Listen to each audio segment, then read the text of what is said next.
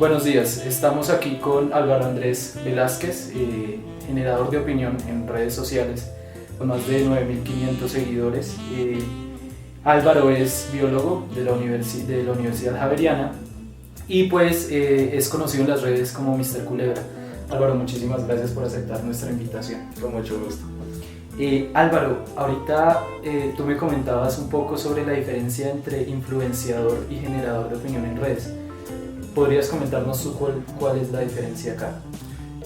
Básicamente se trata, yo creo que del marco en el que estamos hablando sobre los términos influenciador y generador de opinión. El influenciador en redes se ha entendido y se ha restringido un poco a la parte de publicidad, a la parte de mercadeo. Entonces el influenciador en redes se ha convertido en esta persona que tiene la capacidad de mostrarse y de mostrar marcas y de venderlas eventualmente y de servir para hacer propagandas o publicidad. Mientras que el generador de opinión es una persona que no necesariamente te está ofreciendo cosas, pero que sí puede abrirte espacios, como bueno, su mismo nombre lo dice, opinión, espacios de opinión, en el cual puedes hablar de diferentes temas y estás atrayendo realmente a veces incluso más gente que el mismo influenciador que está vendiéndote algo. Entonces el generador de opinión eventualmente tiene un espectro mucho más amplio a la hora de escribir algo, de compartir algo, de generar contenido o de interactuar sobre un tema específico.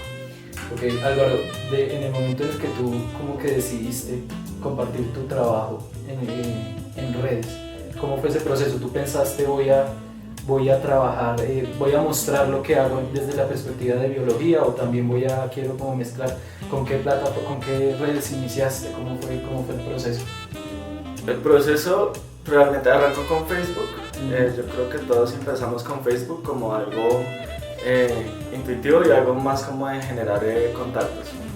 Entonces tener contacto con la familia, actualmente si hay familiares por fuera del país, entonces uno está hablando con ellos y Facebook es la red, la forma de interactuar. Se reencuentra uno con gente del colegio, empieza uno a tener contacto con la gente de la universidad y ya después pues llega realmente como gente más del trabajo y este tipo de cosas, pero Facebook arranca con este tipo de situaciones. Después de eso abrí Twitter. Twitter realmente no lo entendía, entonces lo cerré después de un tiempo, pero ya después cuando empecé a darle un poco la utilidad y ver la inmediatez de la información y la rapidez con la que llegaba y no tener que esperar eventualmente a abrir un periódico, aprender un noticiero, entonces empecé a utilizar Twitter. Y la parte de compartir la información creo que es intuitiva. O sea, uno opina y puede opinar realmente sobre muchísimos temas, pero cuando tú hablas de lo que haces, en lo que estudiaste, en lo que trabajas, yo creo que en ese momento la gente nota la propiedad con la que uno maneja los temas y la gente empieza a preguntar, y el hecho de que la gente pregunte e interactúe te motiva a ti a dar más información. ¿Cuánto tiempo ahora dedicas al manejo de redes? El manejo de redes yo creo que es de todo el día, pero uno no está pegado todo el día allí, sino que cuando ocurre algo, uno a veces va y busca a ver qué fue lo que pasó. No sé, desde una estrellada en Transmilenio hasta el avión que se cayó hace un par de días, o si hubo un terremoto, todo este tipo de información lo mantiene a uno allí pegado. O pues a mí me llegan las interacciones de cuando la gente me pregunta algo, me dice algo o me comparte algo. Entonces la red es algo casi que todo el día, pero cuando se trata del trabajo, de buscar información para compartir o algo muy específico, son tareas y ya van como de 2-3 horas por mucho. 2-3 horas más o menos. Álvaro, ¿qué tipo de público te sigue? ¿Qué preguntas surgen? ¿Cuáles son los contenidos que, por así decirlo, captan más a la gente? Como que la agarran, por así decirlo. Listo. Si me catalogara como generador de opinión, pensaría que el espectro es relativamente amplio. Entonces el espectro va desde políticos, tenemos periodistas, blogueros, pero en su mayoría pensaría que son personas profesionales. Y es gente que se acerca a preguntar cosas desde las más triviales, como, no sé, ¿qué diferencia una rana de un sapo? Hasta cosas un poco más complejas y temas de opinión. Como, no sé, cuando se empezaron a morir los chigüiros, a preguntar, ¿usted cree que en realidad las petroleras son las culpables de que se estén muriendo todos los chigüiros en los llanos? Entonces ya son temas mucho más específicos, temas de opinión, y la gente puede buscar perfectamente para ambas cosas. Y dentro de ese intermedio está la persona que manda una foto y dice, oiga, me acabo de encontrar esta culebra, ¿es venenosa, no es venenosa? ¿Qué hago? O simplemente una persona que salió de paseo y dice, oiga, estaba en un zoológico y tomé estas fotos y le quiero compartir las fotos que tomé porque me acordé de usted. Entonces es variadísimo el público y el tipo de preguntas que hacen. Dentro de eso, Álvaro, ¿por qué a veces te vas por el lado de ranas y culebras?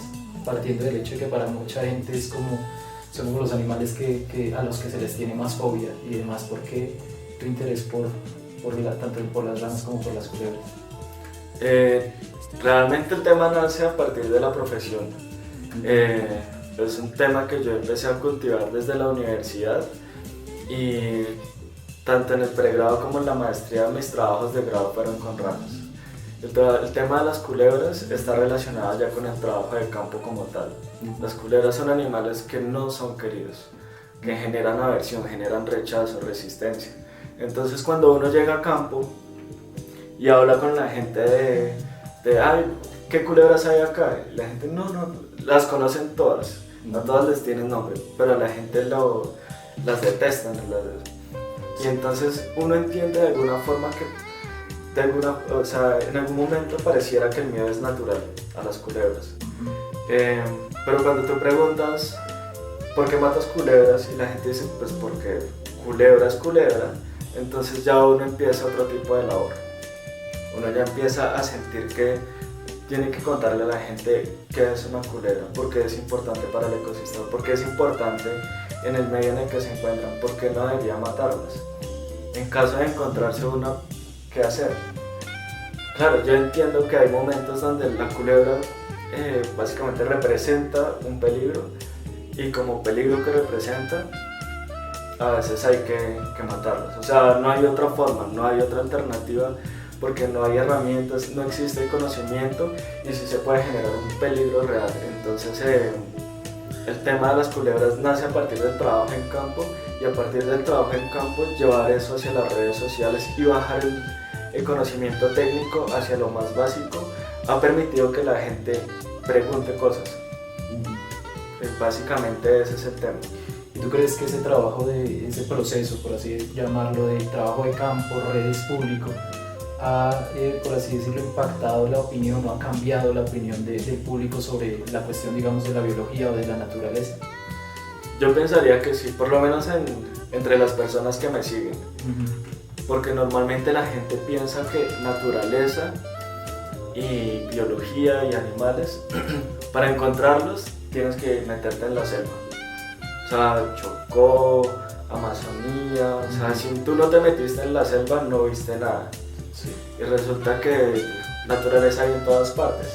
A menos que sea un fotógrafo que está pendiente de muchos detalles, la gente realmente no se pone a pensar en este tipo de cosas. Y yo me di cuenta principalmente con una rana, que era la rana platanera. Entonces todo el mundo conoce una rana platanera, la gente va a tierra caliente y se las encuentra en una piscina, en el baño, en la cocina, en donde sea. Y yo ponía unas fotos donde resaltaba muchísimo los ojos y la cara y la textura de la rana, tanto que la gente la veía bonita. Entonces la gente llega y pregunta, oye, ¿qué animal es ese? ¡Qué bonito! Una rana platanera. Yendo en un baño. ¿En serio? Por favor. Entonces la gente empieza a pensar en que realmente no tiene que meterse quién sabe en dónde para ver una rana, una culebra, un insecto, muchísimas cosas que están realmente alrededor. Entonces eso hace que incluso las personas que viven en otras ciudades, tipo Medellín, no hablemos de pueblos, hablemos de ciudades grandes, Medellín, Barranquilla, están en la casa y se encontraron una lagartija en la pared y van y le toman la foto a la lagartija y me dicen, vea lo que me está acompañando esta noche en mi cuarto. Está chévere. Entonces la gente ya empezó a encontrar naturaleza en su entorno y ya empezó a pensar que no tiene que salir al bosque, a la selva como tal, para encontrar naturaleza. Entonces creo que sí es un poquito de cambio de mentalidad y ha funcionado bastante bien, me parecería a mí. Y ahora hagamos la pregunta inversa, ¿cómo ha sido ese proceso público, redes, Álvaro Velázquez? ¿Relacionado con naturaleza? Sí, como con todos los impactos que has vivido, ¿cómo ha sido como esa recepción de lo que el público te ha mostrado y cómo se ha relacionado con tu cuestión profesional o personal?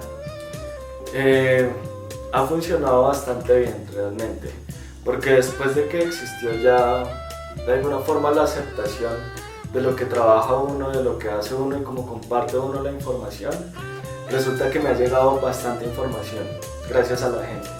Entonces la gente se encuentra un artículo en El Tiempo se encontró una especie nueva de rana en Boyacá. La noticia me debía haber llegado perfectamente 10 veces, de 10 personas diferentes. Oye, mira que vi esta noticia acá, del Tiempo, del Espectador, de Semana, en todos los portales, en los blogs donde aparecía la nota, la gente, mira lo que me encontré, y así me pasa con fotos. Las fotos que se vuelven virales o los videos que se vuelven virales, eventualmente me llegan 10, 15 veces porque la gente me dice, no sé si ya lo viste, mira, te mando. Y realmente me ha llegado información que no conocía en algunos momentos. Oye, ¿ya conocías este bicho? Oye, ¿ya sabías que encontraron este fósil? Oye, realmente, a pesar de que es mi profesión, no estoy rastreando tanta información a diario. Y la gente se convirtió en la que me está informando. Álvaro, ¿cuáles son tus proyecciones a futuro con tu proyecto? ¿Piensas como, digamos, expandirte a otras plataformas, digamos YouTube o esta cuestión? ¿Cuáles son tus, por así decirlo, tus visiones a futuro? La gente sí me ha preguntado un poco y me ha tratado como de decir, ¿por qué no se vuelve youtuber? Entonces, youtuber en el sentido, no sé, todos tenemos la imagen del cazador de cocodrilos, Jeff Corbin o cualquier personaje de estos de Animal Planet que salen y van y le abran a la cámara y dicen, ay mira, me encontré un animalito. Entonces las personas quieren de alguna forma que yo haga eso. No me suena del todo descabellado, pero obviamente no me gustaría ridiculizar el trabajo. Y de alguna forma en eso se han convertido algunos de estos personajes. Entonces el cazador de cocodrilos básicamente se murió por imprudente, y hay gente esta a la que la muerde los animales y todo esto porque no son cuidadosos. Y realmente mi mensaje siempre, tanto en campo como en las redes sociales, es todo lo contrario. Entonces hay que respetar mucho a los animales, preferiblemente mantenga la distancia si no lo conoce, todo este tipo de cosas. Entonces en ese sentido sí me parecería chévere. Hasta ahora la cantidad de material que he sacado a nivel audiovisual ha sido pues con el celular, entonces, y no tienen mucho contenido o no tienen necesariamente mucho para contar, entonces lo subo en plataformas muy sencillas como los videos cortos que permite subir Instagram o incluso en Vine. Pero por ahora YouTube está quietecito, pero no está descartado. Tú mencionabas ahorita que la cuestión del papel de youtuber, que a veces era, por así decirlo, como tergiversar o ridiculizar, fue la palabra que utilizaste, la información. ¿Cómo ves tú a estas personas que atraen a bastante gente como es un youtuber? Por ejemplo, démonos cuenta en la Feria del Libro como Germán Garmendia prácticamente paralizó y de eso surgieron bastante polémica. ¿Cómo ves tú el trabajo de estos youtubers? Yo la verdad no puedo criticar porque el público es muy específico, es público juvenil, generalmente personas adolescentes, y claro, la primera reacción cuando una persona de estas saca un libro y uno se da cuenta por encimita de que el libro es enseñarle a la gente a veces a hacer bromas. Entonces uno dice, ¿qué están pensando los niños o qué están pensando los jóvenes que estamos formando? pero después uno recuerda qué veía yo cuando era joven, cuando era niño, ¿sí? Uno empezaba a ver, no sé, MTV, estaba Jackass, y Jackass pues no es precisamente un programa educativo. Entonces yo creo que son etapas. Y uno eventualmente, mientras que va creciendo y va obteniendo otro tipo de información, y más que todo otro tipo de formación, creo que las quema y las deja detrás y no dejan de ser de pronto una experiencia.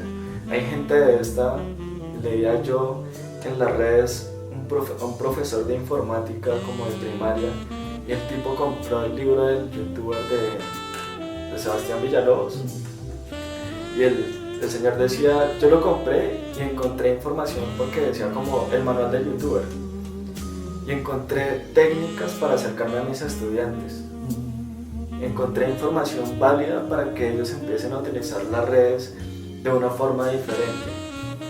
Entonces yo pienso que con el hecho de que una sola persona le haya encontrado realmente utilidad pedagógica a un libro de estos, creo que no todo está perdido. O sea, debe tener algo de valor, por lo menos para la gente que dentro de sus libros ha compartido esta información, que no es como vamos a hacer manualidades o vamos a hacer muchas bromas, sino qué es utilizar una red social, cómo te conviertes tú de una persona normal a una persona que tiene 10 millones de seguidores. Entonces cambia bastante la mentalidad, y creo que sirve y ha servido de debate para cambiar y para repensar un poco en cómo es el flujo de la información. Entonces creo que ha funcionado bastante bien para ese tipo de cosas. Sabemos que libros igual también hay muchísimos que son malos, entonces si se trata de denigrar libros malos, pues no sé, terminamos quemando la mitad de los libros que se publican al año, porque la mayoría son malísimos desde el punto de vista de contenido literario, desde todo punto de vista. Entonces creo que satanizar la información por satanizarla no funciona, y hay que pensar muchísimo en a qué público están dirigidos ellos. Dos preguntitas para terminar. ¿Has recibido dentro de tu trabajo en redes, has recibido propuestas de compañías que te dicen, mire, necesitamos que por favor usted pruebe nuestros productos y las promocione a través de las redes, o no?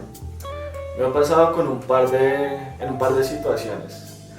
Uno con una marca de cerveza recientemente, y el otro con una cuenta de una concejal, de una candidata al consejo por el Partido Liberal que estaba manejando temas ambientales. Y otro más hace poco con una carrera que se estaba haciendo patrocinada por la Fundación Natura.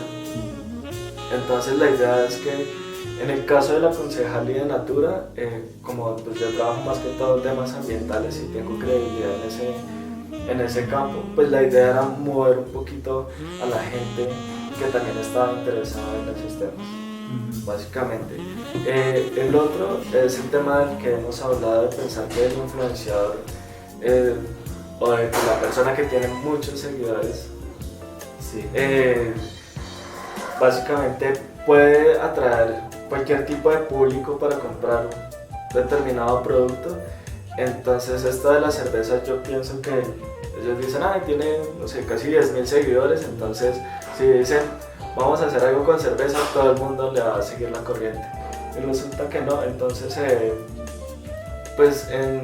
solamente he participado activamente en el de la carrera que te decía de la Fundación Natura. En los otros dos no pude participar por motivos diferentes, pero pues sí, o sea, a partir del impacto de las redes, sí me han buscado para hacer como publicidad o propaganda de algo. Álvaro, y la última pregunta. En estos momentos el alcalde de Bogotá, Enrique Peñalosa, está proponiendo unos ciertos proyectos en la Reserva Vanderhamen. ¿Cómo ves tú esta cuestión desde tu perspectiva? Yo creo que hay tres opiniones que son más o menos disonantes entre ellas. Una de ellas es la del alcalde, que tiene pues en la mira este sitio para expandir de forma urbanística la ciudad. O O sea, él piensa que la ciudad se debe expandir y que este es uno de los sitios que potencialmente se puede utilizar y que es interesante para este tipo de situaciones. Está el punto de vista de los activistas y de los ambientalistas, que están muy cerrados a este tema. Creo que hay un pronunciamiento muy importante que hizo el Ministerio del Medio Ambiente recientemente con respecto a este tema, y era básicamente como que la reserva está creada, y como está creada en este momento, el Ministerio respalda la reserva. O sea, desde el punto de vista legal, la reserva se respalda por la ley. La reserva tiene un bagaje de información y de educación muy grande, hecha por el mismo profesor Thomas van der Hamen,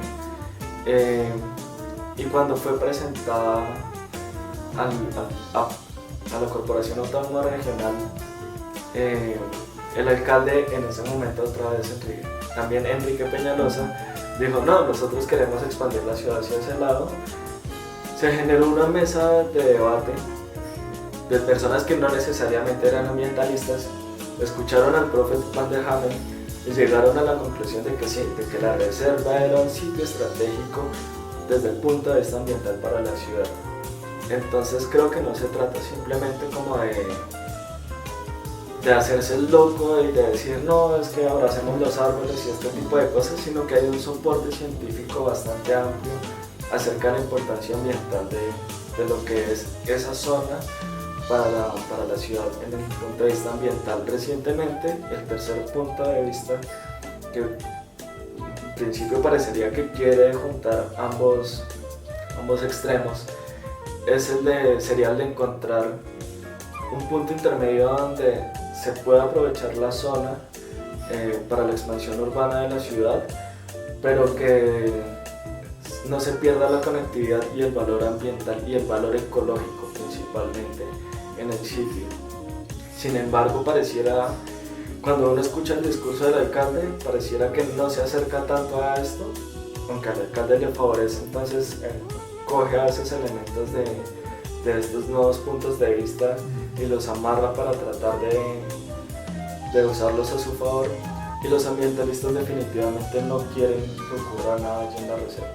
Desde mi punto de vista, la reserva tiene un soporte científico para que sea mantenida, y a menos que, o sea, si la propuesta tiene que ser muy versátil y demasiado buena para que uno piense que realmente puede funcionar algo allí intermedio donde se reúnan urbanismo y ambiente, pero ya está demostrado que el impacto de la gente en un sitio es bastante grande. No se trata de pensar únicamente en que pusiste un edificio y trazaste una vía para llegar y ya.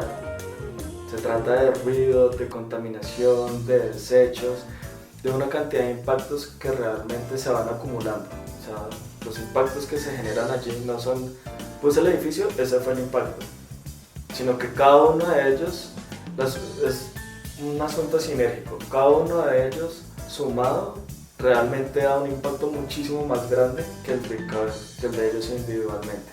Entonces yo pensaría que no es favorable para la ciudad desde el punto de vista ambiental volver la reserva a un proyecto urbanístico. Para los que no te conocen en redes, ¿cómo te pueden encontrar? En Twitter, @MrCulebra, mrculebra. En Instagram, MrCulebra, pero con puntico, mr.culebra. Y ya son las dos redes que principalmente estoy manejando. Tenía Flickr, pero hace mucho no tengo movimiento para subir fotos.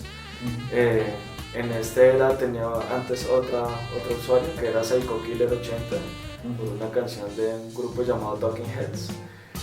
Y ya ahí tengo muchas más fotos que en Instagram. Pero las dos redes que estoy moviendo principalmente son Twitter e Instagram. Ok, bueno, eso fue todo por hoy. Álvaro, muchísimas gracias por habernos regalado este espacio. Los esperamos a ustedes en otra próxima oportunidad. Muchísimas gracias por estar con nosotros. Gracias, Álvaro. Gracias.